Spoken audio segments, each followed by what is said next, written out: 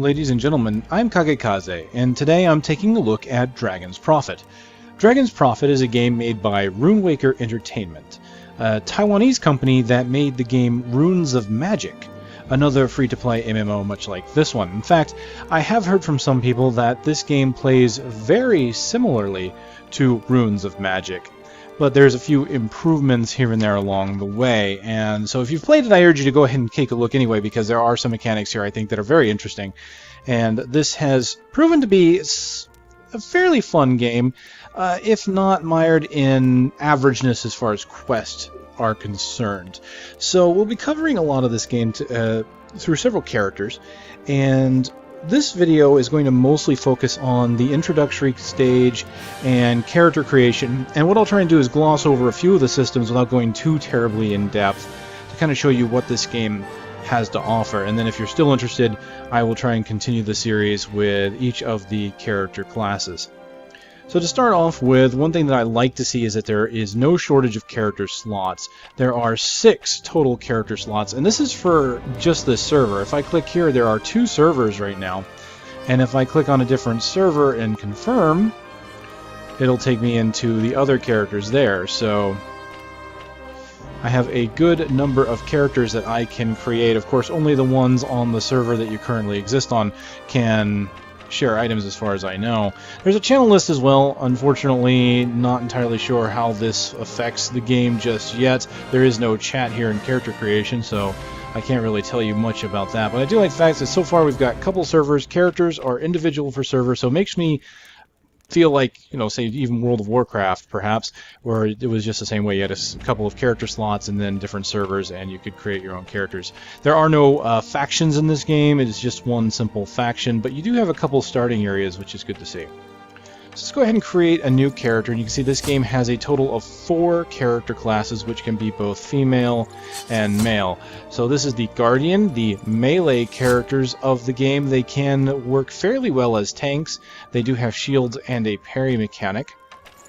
There is the obligatory Ranger with his bow and arrow. There are secondary weapons in this game, and archers can use what is referred to as a gunblade. Though it might not be the same kind of gunblade you're expecting from, say, Final Fantasy VIII.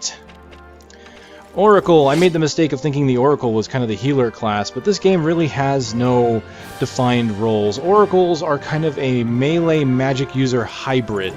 They use scythes and another kind of weapon that's kind of like a discus that hovers around. It's really kind of interesting. Oracles are pretty neat. I like the fact that they do have combination of melee strikes and magical capabilities. Then, of course, if we go as far into the other spectrum, we have the Sorcerer, which is the pure caster of the game. All characters use hit points and action points rather than, say, a mana pool, so you will have plenty of opportunities to cast spells and regain your action points as needed. So to start off with, I'm going to go with the class I know a bit more about. We're going to start with an Oracle, and we will show you the customization that you can do for this character. So let's go in, and you can have a look at several different outfits. So you've got your starter outfit, and then you've got some different sets. I think they're the highlight to show you what types of sets you can expect to find out in the world. And of course, you can even disable the outfit entirely, so you can take a look at your character's features as you use the sliders on the right. So standard features here, let me kind of move up here. It's a little awkward to move the camera. If I zoom in, I've hit the ceiling. I can't pull up anymore. I can only go down at this point. And as you can see, zooming in, that's about as far as I can zoom in. But you can see we have such things as eye color, if I want to get into that kind of detail. We have lip color even.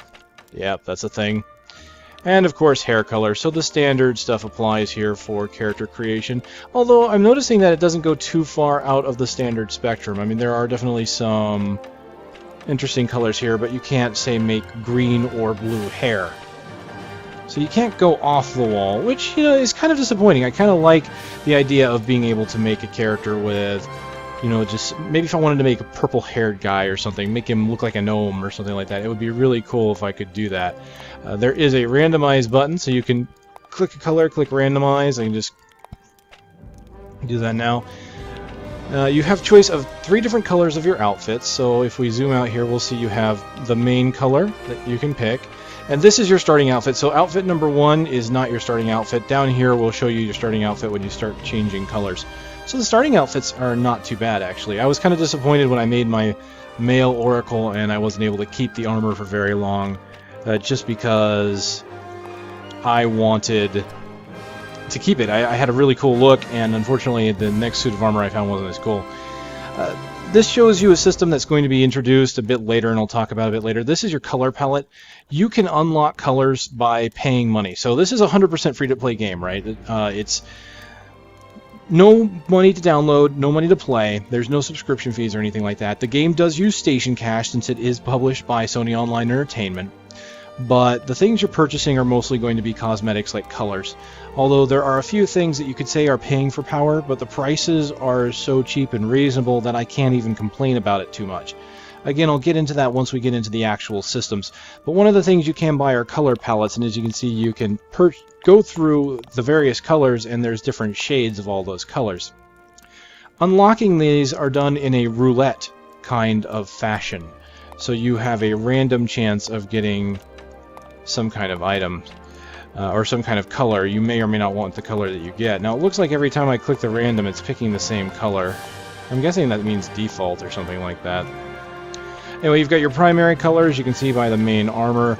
You've got your alternate color, which is kind of the fringes and frills here, and then the third color, the tertiary colors, off to the sides there. So we can make this armor look however we really want. Do I want some brown armor with maybe some different shades on the fringe? I can do that. See, I can totally do that if I want to. All right, lots of sliders, obviously.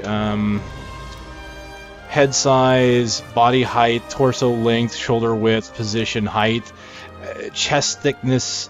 Wow, yeah, breast size. You can make her. Oh, Jesus, really? Oh, that's ridiculous. Okay, please. Where was that slider? Just make it modest, please. Oh my goodness. Really, height? I don't even I don't even know where to begin on that. And even cleavage. Oh, jeez. Why these? Oh well. Okay. Angle? Oh God. I'm sorry, ladies and gentlemen. I hadn't created a female character in this game yet. This is a surprise to me. They're absurd with the sliders. You can really make some interesting choices here. Just look how many options there are. I'm just finally all the way down to the bottom. It's just ridiculous the amount of customization you have. Faces, lots of different faces to choose from. I am just going to pick one at random, I think. Let's pick... Yeah, you'll be fine. Hair, lots of hair options. You can even go bald. Hallelujah. Okay, wow. Look at these hairdos. Want to go the Princess Leia Organa look? You can totally do that. Yeah, there's plenty of options, honestly. I think that they did not skimp on the character creation, and I really am glad to see that. It's nice to see games that let you kind of create the character that you want to represent you in the world. So let's just kind of pick... Oh, I don't know. I think you'll do. That'll be fine. There's also pre-made. You can see here... I guess we'll just go ahead and go through the pre-mades and we'll pick one of them. There's a few different facial... I mean, even changes the eye color, as you can see, for some of these. And that's interesting. This one has purple hair. Oh, so you can get different colored hair, but you can't do it as your own. Interesting. Interesting. So it looks like there might be premium colors, like there is a teal color hair for right here. As you can see, it is not available for me to choose over here. I have to use the pre-made face in order to get it. I'm pretty sure that I'll be able to unlock this hair and colors along the way as I play. So that's nice to know, though. So let's just pick something, I don't know. Wow, so many choices. Let's just go ahead and we'll go with that. We'll have purple hair. All right, so what? Head, lots of options there. Eyebrows, yeah, choose your eyebrows however you want. Eyes, nose, every single option, mouth, ears that you could possibly even want. in character creation is here. I'm not spending a lot of time on this, as you can see. Oh, you can, by the way, up here, go through the different character classes if you so desired, wanting to see what the characters look like as the colors you've chosen. So we're just going to pick a name at random here, and we'll finalize. There we are, our character is ready, and we shall begin the game. Enter.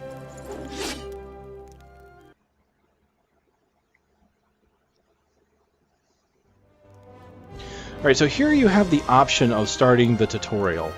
And so you could choose to skip it and automatically start choosing one of the starting zones. I'm going to go ahead and do this and go through the tutorial, and we'll talk about the game as we play.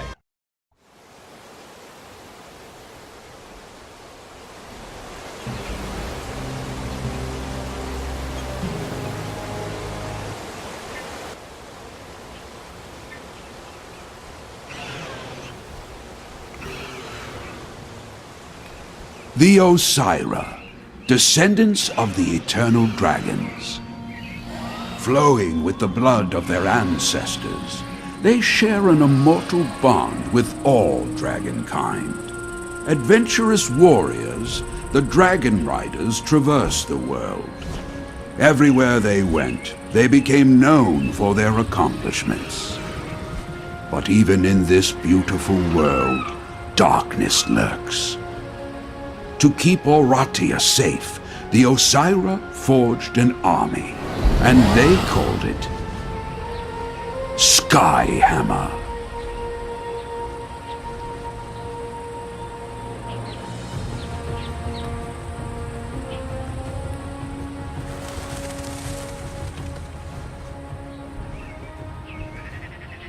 Listen up, men!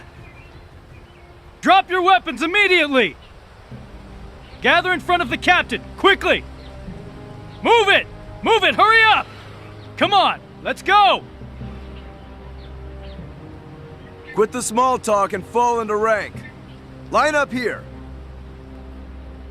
Lieutenant, please approach.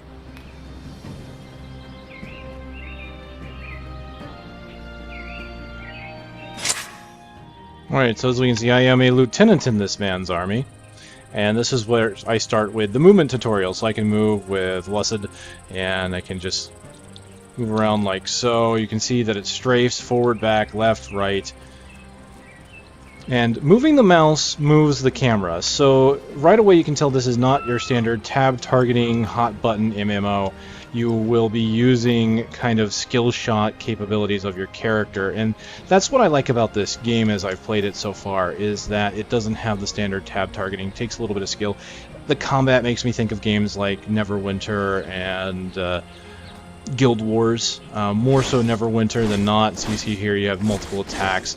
So let's go ahead and, what is my button for moving the mouse cursor? Yes, escape. So I can go ahead and, yep, see, the first one is escape to toggle the mouse. Unfortunately, it skipped that. That is kind of unfortunate because I feel that this game has a decent tutorial in some parts, but then it misses certain things, and so other things are not very clear. Now, I want to make it very, speaking of not being clear, I want to be very clear that this game is still very much in beta. The game is still being translated and localized. So it's not just being translated, like the language is not just being written from one to the other. They are actually taking all of the game systems, ripping them from the original, reprogramming them, putting it into this one. So things that may be in the Taiwanese version of this game may not be in the US version of this game. So some systems may be taken out. Some systems may be added. Things that you have to pay for in the Taiwanese version, you might not have to pay for here, but vice versa, you may have to pay for things here that you didn't pay on that one. So when I talk about the economy and what you'll be paying for with real money, please keep in mind that anything I talk about on this can change. This game is in open beta right now, so you can download it immediately and, again, play it as much as you want. But just keep in mind that anything at this point can change, and you're going to see a lot of missing tooltips and a lot of missing descriptions. So let's go ahead and close these. And automatically I can see you have lots of movement, you've got a double jump, you've got a basic attack. It attacks kind of like Neverwinter, where you've got an attack on the left mouse button, And then you've also got an attack on the right mouse button. Right now they don't look too different, so there's the explosion, there we go. So right mouse button attack, left mouse button attack, and you'll be doing different combinations of these attacks as you go. Alright, let's go ahead and move forward to continue this tutorial. Today marks the start of our combat training. This is our training target. Pay attention to our lieutenant's demonstration. So I have to say, I like the fact that everything is voice acted. That's nice to see, and it's nice to see that they're including it so early. A thing I have noticed so far is some of the animations sometimes are a little rough. They won't look smooth, and I noticed that when the soldiers lined up, a soldier might run up and then his model would kind of briefly blink as he went from the standard model to a standing idle model. Like there was no smooth transition from one animation to the next. The individual animations might look okay, but transitioning to and from are not entirely smooth. So there is that issue. That is something that could be fixed down the line. But as we can see, it's already telling me that I can use my left and right mouse buttons for different combat tactics. Now what I can show you is the basic combos that I have here. I start off with a 3-hit combo, 1, 2, 3, and then it goes right back into it. And then what happens is I combine my right mouse button with those in order to perform different effects. If you've ever played Dynasty Warriors, then you kind of know how this works. It's a combo system where you do a certain number of attacks, then you can add on another attack. So this is very much a spectacle fighter type of MMO, which is one of the reasons I really like it. It's got the combat system kind of like Neverwinter, where it's skill-based targeting. I kind of wish there was a reticle though, so I could see what I'm targeting outside the glow. I mean, as you can see, the target that I'm looking for will eventually glow. But I like it a little more than Neverwinter just because you can combine different moves and create combos like a fighting game. So if I swing once and then right-click, I've got another move. Now these moves don't look very different, but they do have effects and different attacks that they'll do, and you'll see those in the descriptions. But if I do 1, 2, 3, and then right-click, you'll see I get this wonderful little lightning strike. So let's go ahead and do that. 1, 2, 3, and we'll hit it with lightning. And it's actually going to show off a little bit of another move. There you go. Thank you, Lieutenant. Well done. We Osira are born with an innate ability to communicate with all other creatures that are of dragon descent, and even ally with them. But from the looks of it, none of you can handle a dragonkin properly right now. The Lieutenant will demonstrate proper technique. So as you can see, there are some issues with the voice acting as well. Do the honors. His first sentence didn't quite finish before the second one came in. And as you see here, when I was doing the combos, it tried to tell me that I can also do other moves that are hotkeyed. As you can see, the hotkeys at the bottom are already kind of set up for me to do this. So I already have several moves available to me. So now I have a dragon that I can summon. I am going to go ahead and press the tilde key. I'm gifted a dragon for the tutorial. As you see, there he is. There's my buddy. He will follow along and he will attack. This is what this game is based on. Basically, every character in this game is like a hunter and wild. You will always have a pet. The term dragon is used kind of loosely. The story is basically that the ancient dragons, well, they kind of got busy with the world, I guess you could say, because a lot of creatures are descendant from dragons.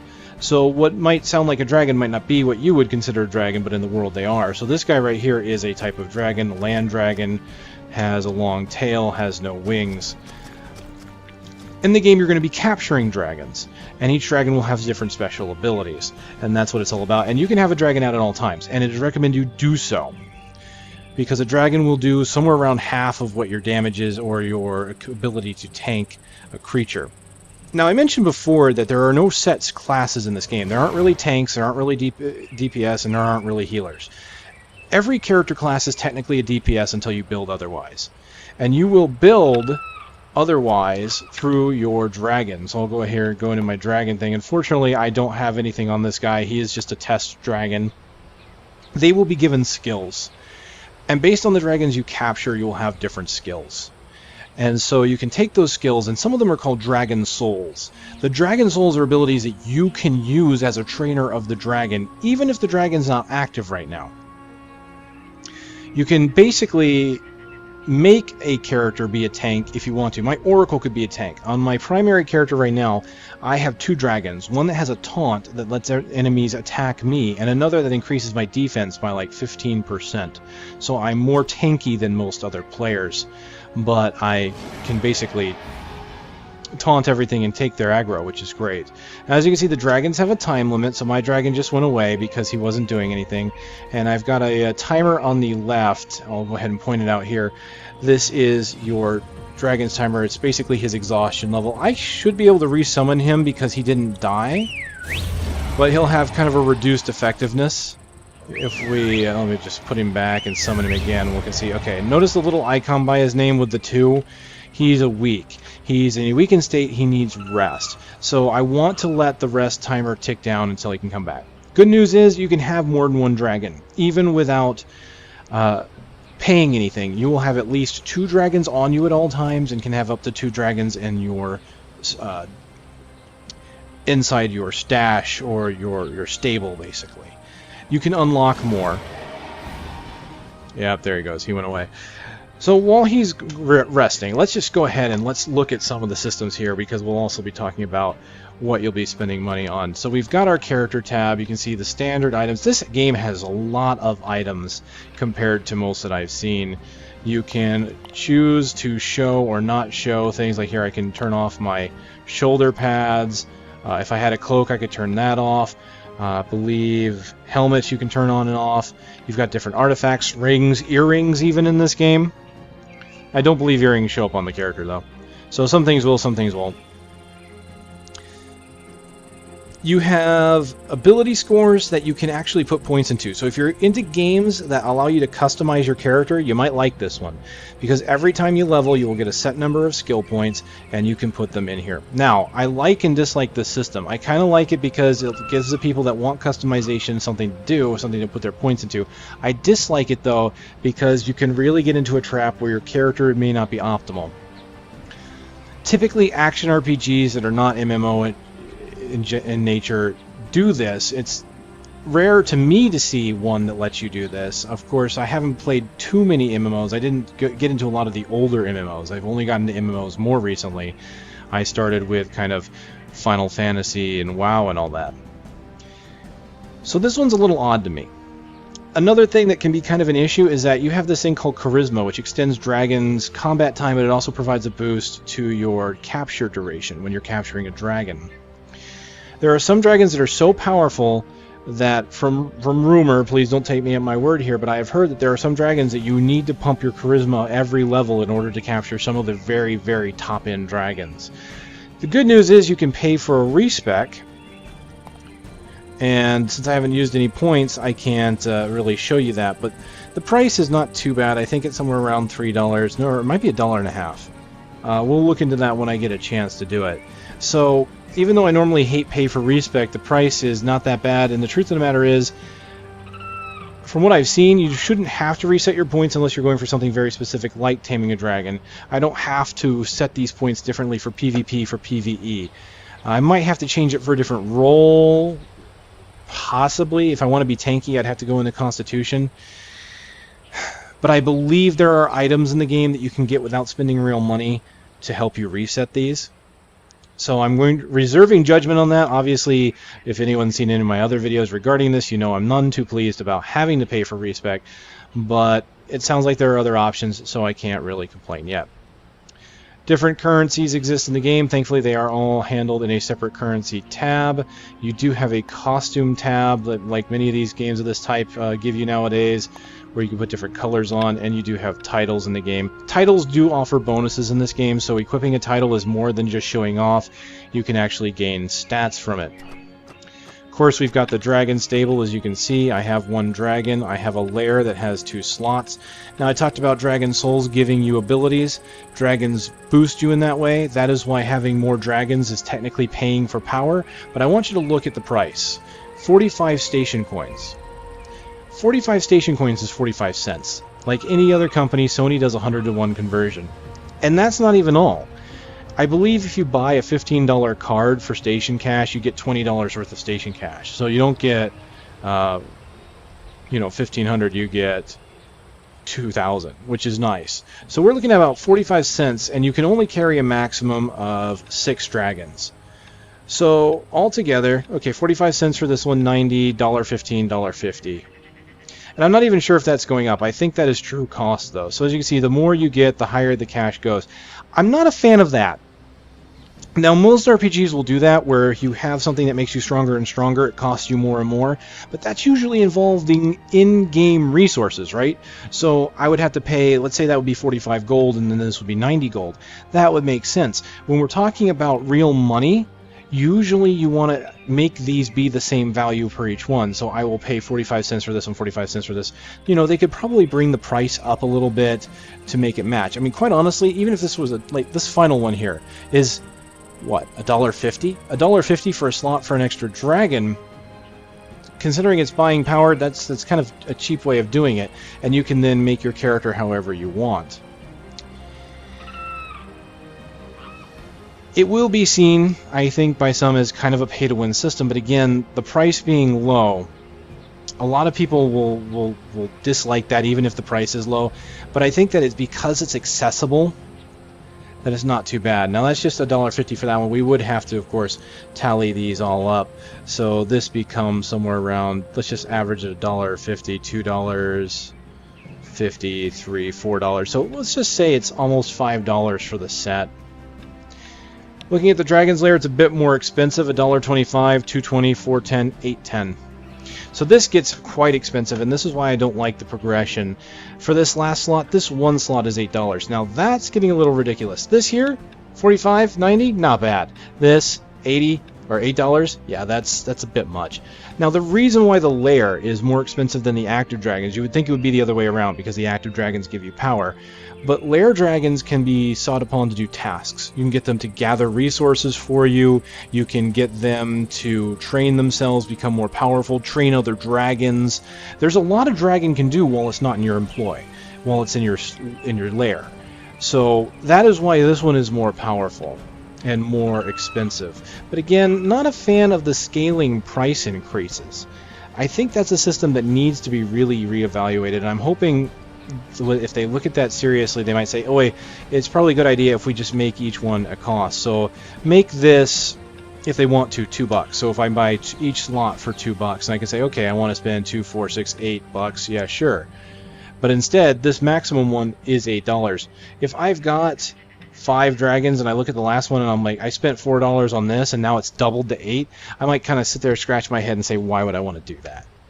So it's not so much that I think that they shouldn't be making money on this, and I always feel funny about saying when I don't like price points because people try and accuse me that they shouldn't be making money, but I want them to make money, but I feel that they can make money for the right reasons, and when you've got a market where the price goes up like that, people might be disinclined to buy more. If you were to make the price more reasonable and then make it more linear or make it kind of the same across the board, a player may be more inclined to buy it. An impulse let's just say it, an impulse purchase. This, 45 cents, that's an easy impulse buy. I got some station cash lying around. You know what? I want that. That's 45 cents. Give me that. What? That's only 90 cents? Yeah, give me that. That's an impulse buy. You get to the end here and you get to $8, someone looks at that like, no, that's not an impulse buy, that's a you really want that ability buy. So I think they could reevaluate the way they do purchasing in this game. So let's not do the others as a tab. So let's take a look at a backpack. Backpack kind of sparse at the beginning. You will unlock 2 different slots at different levels. So you'll automatically get a bar at level 10 and another bar at level 20. As you can see, there are 2 pages worth. So 1, 2, 3, 4, 5. So a total of 10 bars. And they are 1, 2, 3, 4, 5, 6, 7, 8.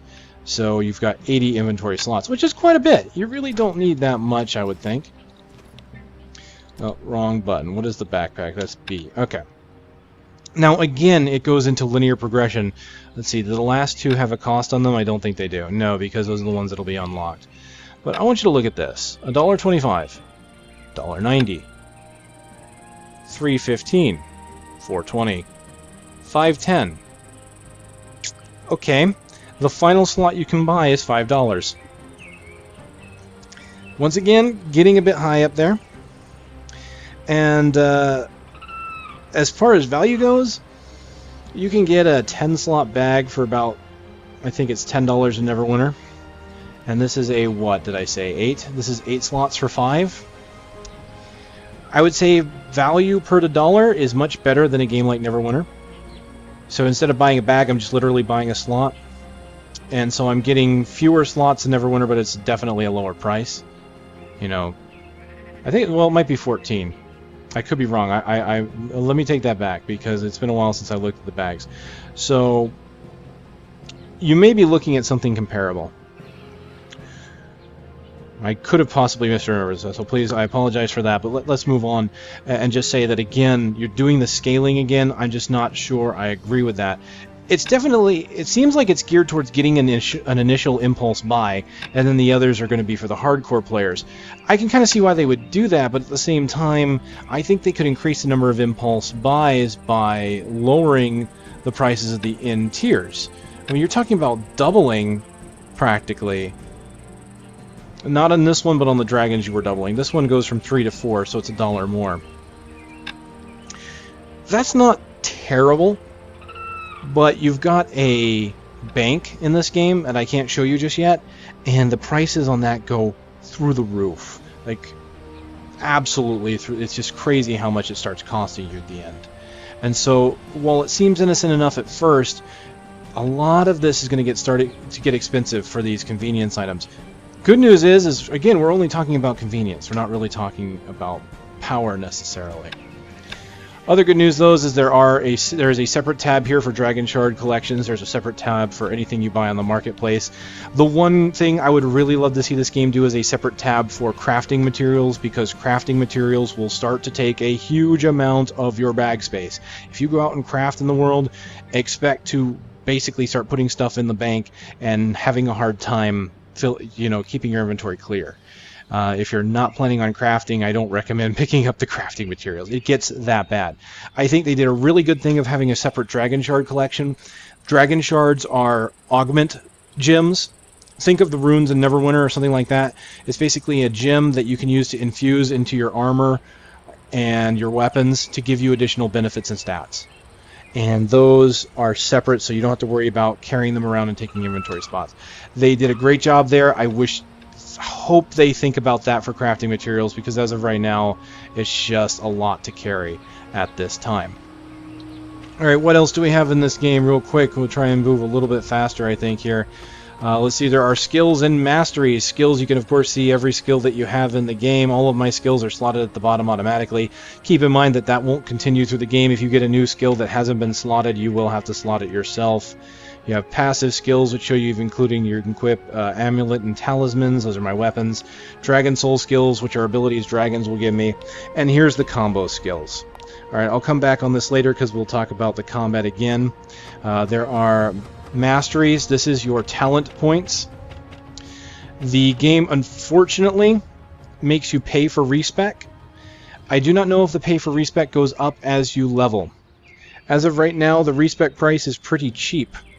And so I'm not entirely unhappy. I'm unhappy that you do have to only pay station cash. There doesn't appear to be a way...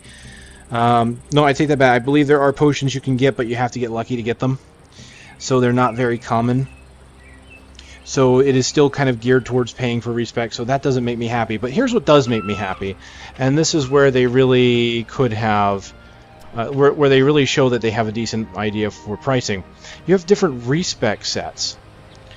And this is something that Neverwinter desperately needs, by the way. So this is spec 1. I can make spec 2. If I want to unlock it, it's $375. $375, as I know it so far, is also the price of respec. Each single one of these costs $375. So it's not $375, $6, $8. So here they actually show the decency of making them all the same price. And you can unlock up to 4 different skill sets. So you can have a set for PvE, a set for PvP. You could have a set for healing if you so desire, and a set for tanking.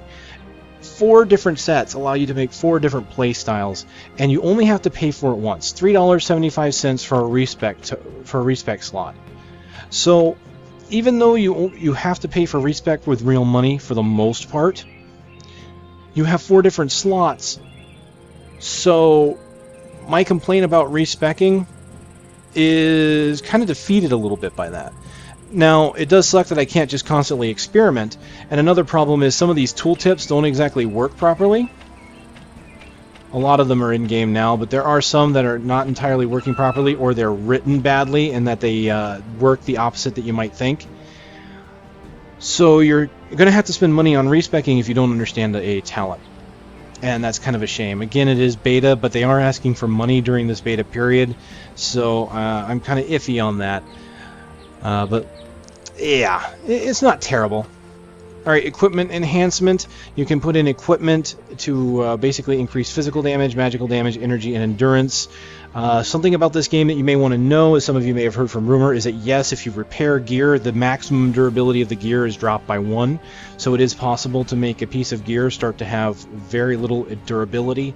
You can increase that durability through this enhancement system. You can do it through gold. You can do it through advanced these dragon insignias. Dragon insignias are items you will get for doing daily quests. So there's a chance to do that. Each one of these has a different chance.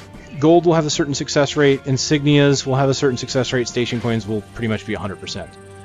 So you can increase the durability of an item after you've repaired it too much. You just have a better chance with station cash, but it doesn't mean you have to use station cash. So please keep that in mind, even though yes, it is true, you have heard about that, that the durability goes down, there is ways to get it back. You can transform attributes into this game, so you can put in a piece of equipment, take an attribute on it, and increase its abilities. You can transfer attributes from one piece of gear to another, and based on what you use, you can get more or less of an attribute. You can also outright switch attributes. So if you've got 2 items and you want, let's say you found a new weapon, but you don't like the stats on the new weapon, you want the old weapon stats, but you like the damage of the new weapon, you can put them in here and just swap everything wholesale onto the next piece. Now, as you can see, swapping requires insignias or station cash, so this is something that you'll have to do a little less often because you can only get these dragon insignias through dailies. Same thing here with the transfers, although transformation can use gold. So some pretty neat systems there. Shard embedding was one I just talked about a moment ago, where you can take a piece of gear and then you use these dragon shards, which I don't have, and you can increase different stats on your gear. Let's see what else. Crafting. So there is refinement. You can take base equipment or base items that you find and you're not using, and you can refine them into a better piece of equipment to start crafting with. I will be getting into crafting later and experimenting with that. Kindred compass. This is where you can actually get, I'll show you this, you can get these technique reset elixirs, and you want to delete dragon skills and things like that. You can also get insignias. This is gambling, basically. You will get these little insignias here. Let's go into the currency tab. These are Kindred insignias, and you get these for doing stuff with your friends, or for doing dragon treasure hunting and things like that. And you can gamble to get items in the game. So pets, attribute reset powders. So there are ways of getting things in the game. You just spend them, like, so it takes 25 Kindred tokens, and you can see you can possibly get some of them back, although that's not a true return. It's just, this is kind of almost a bad square, but at least you get some back. And then you can spend more, up to 500, to get the rarer stuff, such as having a bigger chance at resets, techniques, phantom dolls. When you die, you can choose to resurrect, some insignias. So it's kind of cool that they have that in place. I like to see that. I also want to show that linked to that is a personal status. As you can see here, you are given friendship points. Whenever you're playing with a friend, you can start to get points to earn towards getting gift packs, which can contain those Kindred insignias. So you're basically rewarded for having friends and playing with friends. Unfortunately, when I played with the group of guys I normally play with, we had about 3 or 4 of us out on at a time. I didn't see the number go up. It may not be fully implemented, or it may just be that we were in such an early part of the game that it wasn't really giving us points yet. So let me see what else is in here that we can talk about. Transportation book, I can't use it here, but you can actually select a zone, save your location in the zone, and then you can spend station cash to get back to that zone quickly. So if you're a person with a lot of money to spend and you don't like spending time from point A to point B, spend a little money, you can go back to where you were. And so that's kind of a cool feature. I don't really think that's game breaking, although it can get you to, say, an instance or something like that faster. Depending upon how this game uses in-game systems, we'd have to see how that works out. Alright, personal bank. Yeah, okay. You can rent a personal bank out in the world. You have a bank in town, which is free. As you can see, it's 75 cents to use the bank out in the world, though. Same with an auction house, 45 cents to use an auction house in the world away from town. Don't really see a reason for using these unless you're just absolutely starved for convenience. Alright, let's take a quick look at the marketplace if we can. Too many transactions. Okay, we've gone over a lot. Let's summon our dragon. There was a lot of talking going on there without showing you guys any action, so I apologize. Again, I wanted to kind of go over everything in brief.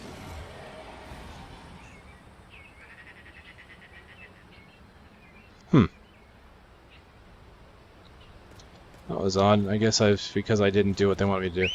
So I can summon my dragon, and any dragon you have, you can ride. So you will have a mount in this game right away. You'll gain levels quickly, you'll get a mount, you'll be running around the game very quickly. Remember, no two dragonkin are alike.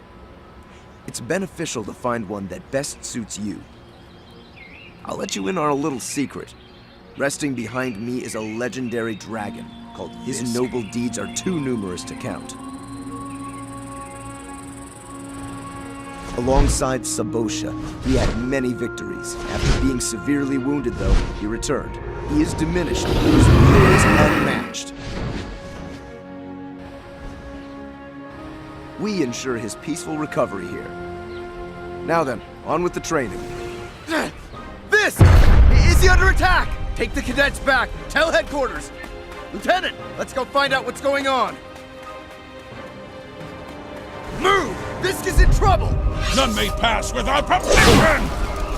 Who are you? Our cover is blown. Kill them all!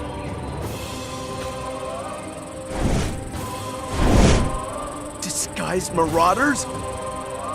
Prepare to die!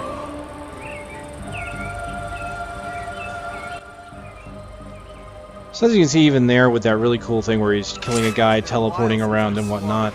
I mean, it looked pretty cool, but the animation's still just a little bit broken. So let's try and use some different abilities here. Kind of show you what I can do here. I'll just use this. This is one of my favorite combos here.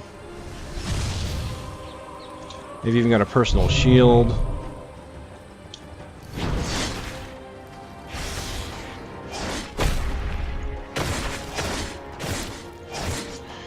So not only will you be riding a dragon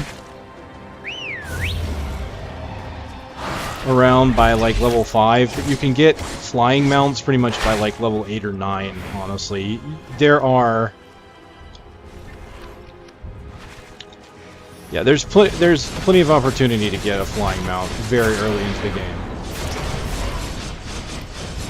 There you go, as you can see I've even got a weapon ability augment that lets me do these really cool abilities. Yeah, Dynasty Warriors in an MMO, I guess you could say. Even though there is a Dynasty Warriors MMO and I haven't played it, I wonder if it's anything like this. Confidence is your downfall.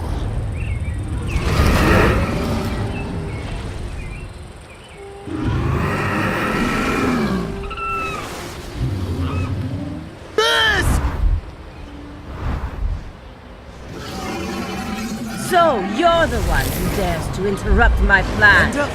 What are you doing? I'm putting your crippled dragon to good use. He'll be devoured. Witness the true might of a black dragon. Captain! They have us surrounded. There's no way out. I'll cover you. Get back to headquarters and warn the others. Was that Johnny Young Bosch? That voice sounded very familiar. Alright, let's go ahead and hit her with one of my favorite combos.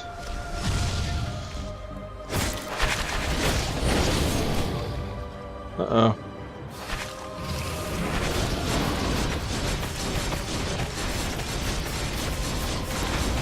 And just cleave through my opponents. I love it.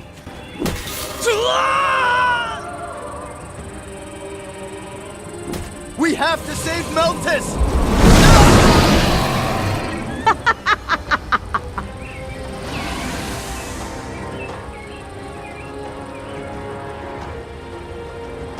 Your captain sacrificed his life for nothing, as will you, Lieutenant. On behalf of the 7th Battalion, I bid you farewell. Goodbye. From the Queen of Blades. Look, I'm just getting similarities here. Sweet dreams, my dear. Well, not bad. I think as a tutorial area, that's pretty cool. So, yeah, overall, I have to say I kind of like the game, but I will tell you now, and you'll probably see it as I play, the issue I have with the game is it's painfully average in the quest department. The combat itself is really cool. I like that you have all these different combos that you can do. Hopefully what you see there in the beginning is only a sample of what you'll ultimately be able to unlock, because that opening starts you at level 45, and it gives you quite a few combos, but I'm thinking there's going to be more that you unlock over time as well. It just gives you kind of a taste of what to expect for the first few levels. So, good so far with combat. I wish there was more to do in quests. A lot of it is just fetch quests and kill quests, and they're not very well optimized. For example, you look at World of Warcraft's questing, and it basically gives you a hub. It says, go here, do this quest. You come back and says, okay, now go a little further out and do this. And then finally you might go to a final area where it says, okay, now you need to do this in this one area, and you're done, go to the next area after that. In this game, you will go out to the same place 3 or 4 times because you will get a quest to go there, finish it, come back, and they will tell you go back to do another thing that was right next to the thing you just did. And you sit there and you wonder to yourself, why did you just not tell me to do that in the first place? So the game's questing system needs to be optimized, because as of right now, it's a crapshoot. It can be pretty bad. But again, the combat is what's got me interested. The microtransactions, the marketplace, has not terribly upset me yet. Obviously there are things I'm not happy with, but they've added some things to quell that anger, like the different slots for respec. So there are things they do well, and things that they're basically taking the free-to-play market, and I think they're trying to be consumer friendly about some of it, while still incentivizing people that want to pay more money for more things can do it. So I feel like they've got a decent marketplace there. I'd like to see the animations clean up. Again, we talked about that. Something that I have noticed is characters obviously don't move their mouths or anything like that. That has not been a problem in older MMOs, but as we move into the future here, we're looking at games that have a lot of lip syncing into them now, that it just adds to the immersion factor. So right now it kind of makes the cutscenes just seem not altogether there. So now that we're done with this, you can see that you've got 3 different starting areas: Hunak, Saburna, and Helmuth. So we will be picking one of these. I think what we'll do is we'll start off in Saburna. It's one I know already. We'll go there and do that, and I'll show off the game from the perspective of the Oracle.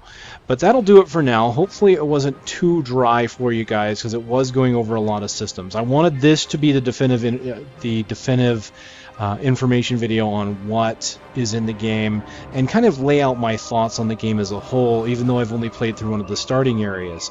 Please keep that in mind, haven't gone too far. You can, of course, if you're interested, play the game for free. Just go and download it from the website and try it yourself, see what you think. But the main reason I want to do this is what I have noticed whenever I do one of these exploration series is on a game is the first video is typically the one that gets found the most, gets the most views. So I really feel it's better for you guys to just put all this out up front, so you don't have to go hunting through different videos to find the good and the bad. I just want you to know right now kind of what to expect. If you're interested, keep watching, or we'll be continuing the series. So ladies and gentlemen, thank you for watching. This is Dragon's Prophet. I'm Kagekaze, and I'll see you next time.